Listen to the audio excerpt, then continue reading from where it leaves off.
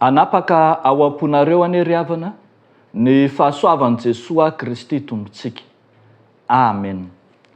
Lehibe ny voninahitr'Andriamanitra. Lehibe ny voninahitr'Andriamanitra. Zany no asongadiny mofinainantsika anio. Ao amin'ny bokin'ny Asan'ny Apostoly toko 2:20, ny 7:20 tapany 2 hatramin'ny 7:20. Andeha vakitsika amin'ny anaran'i Jesosy Tompo manao hoe: ary Heroda nidina niala tany Jodia akany Kaisaria dia nitoetra tany. Ary Heroda tezitra loatra tamin'ny Tiriana sy ny Sidoniana, fa niraisaina kosa ireo ka nakany aminy. Ary rehefa nahazo any Blasto, mpitandrina ny trano fandrian'ny mpanjaka, osakaizany dia nangataka fihavanana satria ny taniny nivelona tamin'ny tanin'ny Heroda. Ary tamin'ny andro voatendry dia ny akanjo mpanjakana Heroda ka nipetraka teo ambonin'ny seza fiandrianany dia nikabary tamin'ny vahoaka. Ary ny vahoaka ny antso hoe feon'Andriamanitra zany, fa tsy an'olona. Ary niaraka tamin'izay dia nisy anjelon'ny tompo namely azy satria tsy nanome voninahitra an'Andriamanitra izy, ka dia nohan'ny kankana izy ka maty. Ray Masino, manamasinana anay amin'ny fahamarinana, ny teninao no fahamarinana. Amen. Amehezana ny mofinainantsika rehetra tamin'ity volana janoary ity, amin'izao farany volana izao, dia andeha ny loha hevitra antsika mandritra ny volana no raisintsika manao hoe: lehibe ny voninahitr'Andriamanitra.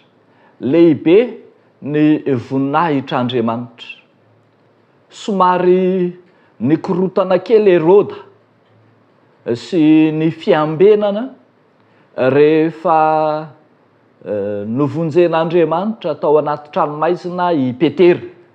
Somary nisamahotaka ny tanàna, nakaizy Petera ny fampitadiavana ilay nafahan'Andriamanitra. Heroda zay voalaza eto dia Heroda zay nipetraka ho mpanjakan'ny Jiosy tamin'ny fanapahana Romanina. Tsy lay Heroda lehibe tamin'ny andron'i Jesosy, lay namono ny zaza latsaky ny 2 taona loatra kory ity, fa zafy keliny. Ary tsy dia tena hoe nasika be tahaka ny Heroda lehibe, kanefa dia hitantsika eto fa mitady ny voninahitra rehetra mihitsy aza. Nanapaka tany amin'ny faritra avaratra atsinanan'ny Palestina iny ny anjara fanapahan'ity Heroda ity. Nefa tsy ampy azy zany ka dia notedaviny ny anitatra ny fanjakana, dia hitantsika fa amin'ny fahatezerana no anapahana ny faritanin'ny Tiro sy Sidôny. Ary dia nasandratra ho tahaka ny Andriamanitra mihitsy, nipetraka ao amin'ny seza fiandrianana, dia ny feon'ny vahoaka izay heverina fa hoe feon'Andriamanitra no miaraka mankalaza manome voninahitra azy eo. Ny zavatra tsy tokony ho adinoantsika ry havana dia ny fisalovana ity Heroda mpanjaka ity ny voninahitr'Andriamanitra. Aoka tsy ho adinoantsika fa raha Jiosy ny mpanjakan'ny Jiosy, zany hoe Heroda zany, dia mahalala tsara mihitsy ny finoana Jiosy, mahalala tsara ny fiandrianan'i Jehovah Andriamanitra, ary tena mahafantatra ny fahasarom-piaron'i Jehovah Andriamanitra ny amin'izany voninahitra izy Andriamanitra izany. Zany anefa tsy izany no hita eto, fa toa reto Jiosy reto indray no manandratra ny feony ho manasokajy azy ho tahaka ny feon'Andriamanitra ka mitady ny voninahitr'Andriamanitra. Dia indro hitantsika tezitra tamin'ny tompo satria tsy nanome voninahitra an'Andriamanitra izy. Tezitra tamin'ny tompo ka dia nanaisitra taminy ny ainy. Eto moa ny voalaza eto hoe nohan'ny kankana izy ka dia maty. Ary hitantsika fa tsy dia tena hoe kankana ver de terre loatra no nihinana azy, fa aretina sitrapanafody, aretina mahafaty. Azontsika dika amin'ny voambolana ankehitriny hoe voan'ny cancer izy, dia indro nitarika azy ho amin'ny fahafatesana manadaraboka ilay voninahitra nisandratany, ary ihany koa manandratra ny voninahitr'Andriamanitra. Riavako malala ao amin'ny tompo vao tamin'ny alahady teo tsika nahita ny tantaran'ny Ozia mpanjaka izay misalovana ny voninahitr'Andriamanitra tao amin'ny tempolo ka nanao fisoronana. Lay niavonavona na dia efa nasandratra avo aza, dia hitantsika tsara fa ny aretina, ny abokana no nanalan'Andriamanitra azy teo amin'ny fiandrianana. Andriamanitra tsy azo vazivaziana. Andriamanitra tsy azo hiavonavonana ary tsy azo hialonana. Tsaroantsika tsara fa fialonan'ny Satana no nahatonga azy ho navarina tetỳ an-tany. Avonavon'ny Satana te hitovy amin'Andriamanitra, te hifaninana amin'Andriamanitra. Lay te hihoatra an'Andriamanitra no nampienjerana azy avy any an-danitra.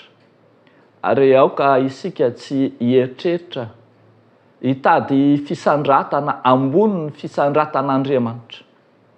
An'Andriamanitra izany. Fa ny antsika kosa dia ny manandratra izay efa an'Andriamanitra no anjarantsika. Aoka tsy ho feno avonavona isika ka hirehareny amin'ny tena sy ny amin'izay fanandratana omen'Andriamanitra antsika. Nomen'Andriamanitra fahaizana ianao, nomen'Andriamanitra vola aman-karena, nomen'Andriamanitra fahaiza manao samihafa, nomen'Andriamanitra fanomezam-pahasoavana eto sy eroa. Tsarovy fa tsy nataonao hitadiavana voninahitra izany. Tsy natao, tsy nomen'Andriamanitra anao mba hifaninananao amin'Andriamanitra ireny. Tsy sanatria nomen'Andriamanitra anao mba ahatonga anao hanandra-tena na ho asandratry ny hafa eo amin'ny toeran'Andriamanitra mihitsy aza.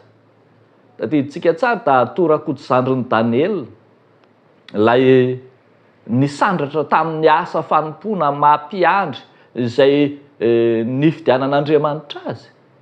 Dia nitenenin'Andriamanitra mihitsy manao hoe esoriko aminao ny ainao, alaiko aty amiko ianao, fa tao lasa ianao no tazana ka takona ny voninahitr'Andriamanitra. Riavako, lehibe ny voninahitr'Andriamanitra, ary aoka tsy isika no anakana azy, tsy isika no anakona azy, fa aoka mba hanome voninahitra an'Andriamanitra. Aoka hiombona amin'ny fampelezana ny filazantsara. Raha hitantsika ny toan'izao tantara izao, Andriamanitra mihitsy nirotsaka an-tsehatra nanafoana ny sakana tamin'ny fitorinan'ny filazantsara. Dia hoy ny eo amin'ny 2:4 hoe ary nandroso sy niely ny tenin'Andriamanitra. Aokary ho ahetry izay rehetra manakana, izay rehetra manakona ny filazantsara tsy sandratra. Dia n'Andriamanitra irerian'ny voninahitra. Amen. Ivavaka isika. Misaotra anao izay raha io noho ny amin'ny fahasoavanao sy ny fitahianao izay mamangy anay, izay mamelona anay, izay mitaha anay ary mamonjy anay. Misaotra anao ny amin'ny famonjenao, misaotra anao ny amin'ny fanafahanao, ary misaotra anao tompony amin'ny voninahitra ao izay ampamirapiratinao aminay. Amin'ity anio ity kosa zahay dia mangataka sy miangavy aminao ho an'ireo sahirana amin'ny fivelomana, ho an'ireo izay tsy mahita asa, ho an'ireo izay very asa, ho an'ireo izay mitotototo eto sy aroa mitady izay ho arapany. Tompo zanakao sy asan'ny tananao izy ireny, ka mba tsonjovy, mba homeo ny anjara sahaza azy. Amin'ny anaran'i Jesosy Kristy tomponay, anaovanay izany vavaka izany. Amen.